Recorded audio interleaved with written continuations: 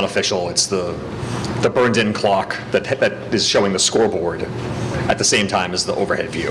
That's what I saw. I thought it's a no-brainer. It should take a minute. Yeah.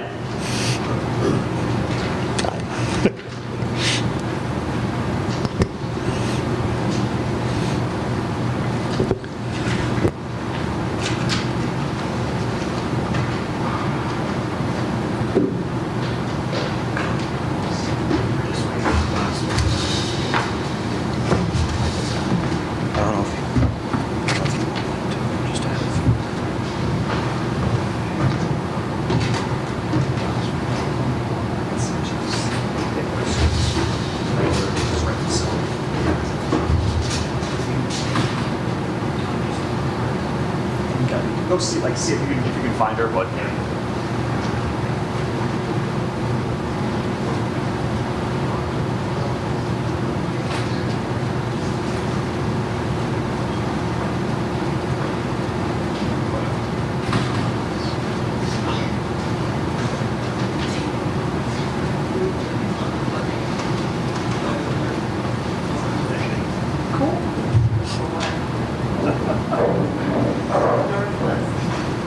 You like that?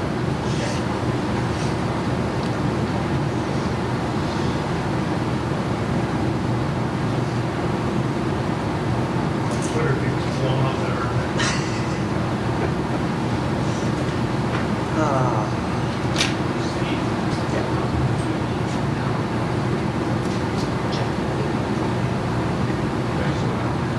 Yeah, let's see. It's fine.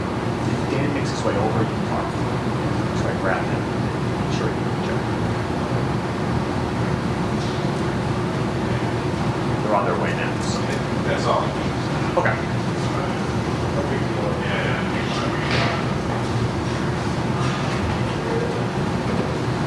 Yeah, Dan, your SID is coming with them, so we can grab him.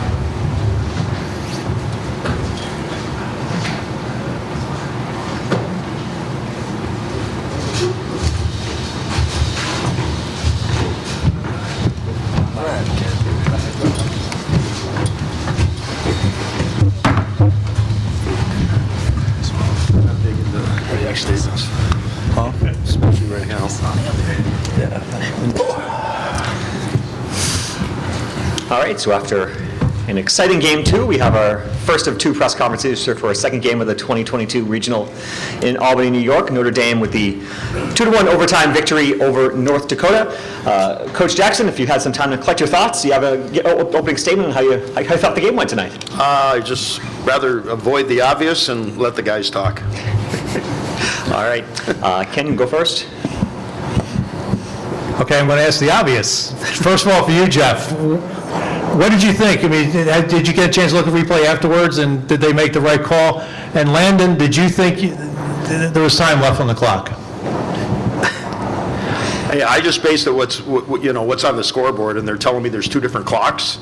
I mean, we're playing to the scoreboard, not to a clock that's not visible to anybody.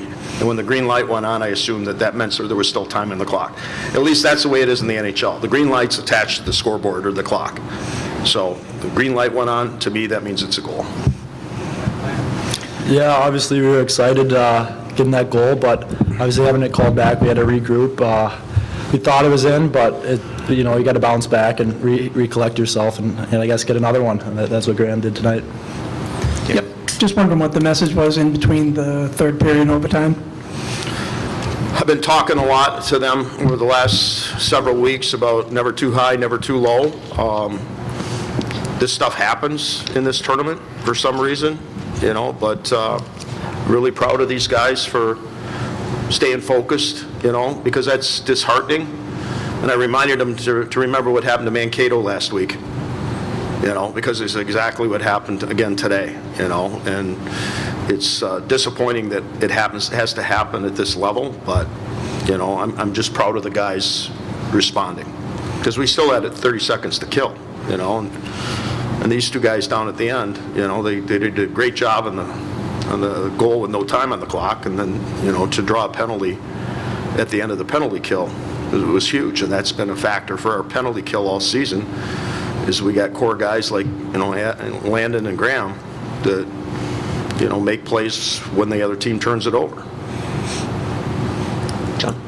Sean, excuse me, Sean Martin with the Times Union. Graham, walk me through your goal. Did you see a hole there inside that post as you were working the power play? Yeah, we've been kind of working on that play the last few weeks. We scored a similar goal against Wisconsin in the quarterfinals of the Big Ten, and Landon just does a great job at screening the goalie, and I kind of knew where he was going to let me shoot, and there's a big enough gap for me to score there.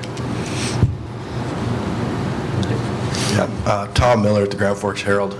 Maybe Matthew, can you give us a player's perspective of those 10 minutes or so, or whatever it was, as they're reviewing that? What's happening? Bring us through that. Yeah, I mean, it was pretty exciting. Everyone was skating over to Carey. Thought we won the game. So in that moment, I mean, it was pretty crazy the way that could have happened. But after that, I mean, yeah, it was like 10 minutes or so, just trying not to get too excited or anything. I really don't get too excited that often, so just try to stay level-headed and just kind of, if we have to keep playing, we'll keep playing. Coach, obviously, both goalies were outstanding tonight, but can you talk about, the job Matthew next to you did? I've said it, all along here for the last several weeks. I mean, he's been dialed in, and when he's playing the way he's capable of, he plays a quiet game, doesn't give up a lot of rebounds, is very calm in the crease area, and he does a great job of, situational awareness and his angles and positioning. And, I'm proud of what he's accomplished in the past, and, this is a great opportunity for him, in the NCAA tournament. Yep, Matthew, just wondering what it was like with the penalty shot. Yeah, I mean, it was Gaber who had the penalty shot. I was kind of surprised it was a penalty shot. But when he was coming down the left side, and just kind of seeing in video before, he always likes to curl it and drag it and shoot blocker side. So I thought that's maybe something he would have done. So I was just trying to read a stick, and luckily I went wide.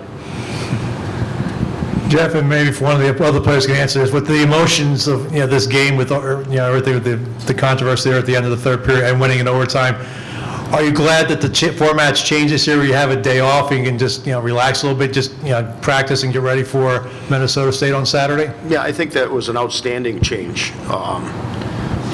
First of all, they always put, in many cases, they put the higher seed in the later game. Maybe not in this weekend's case, but in most cases, I remember last year, I think it was North Dakota, actually.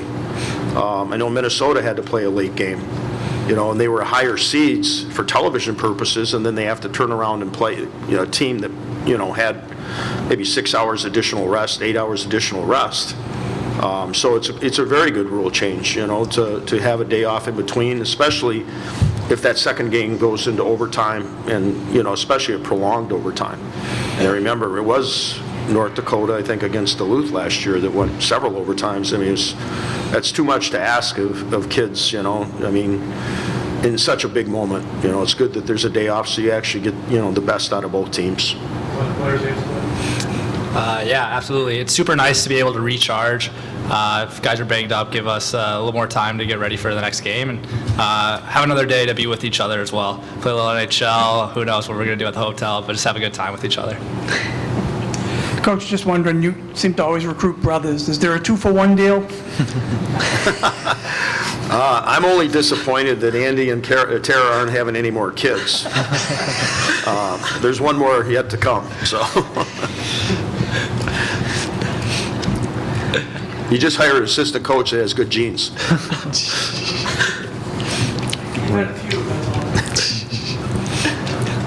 We have anything else? Okay. Thank you, guys. Thanks, everyone. Congratulations, guys.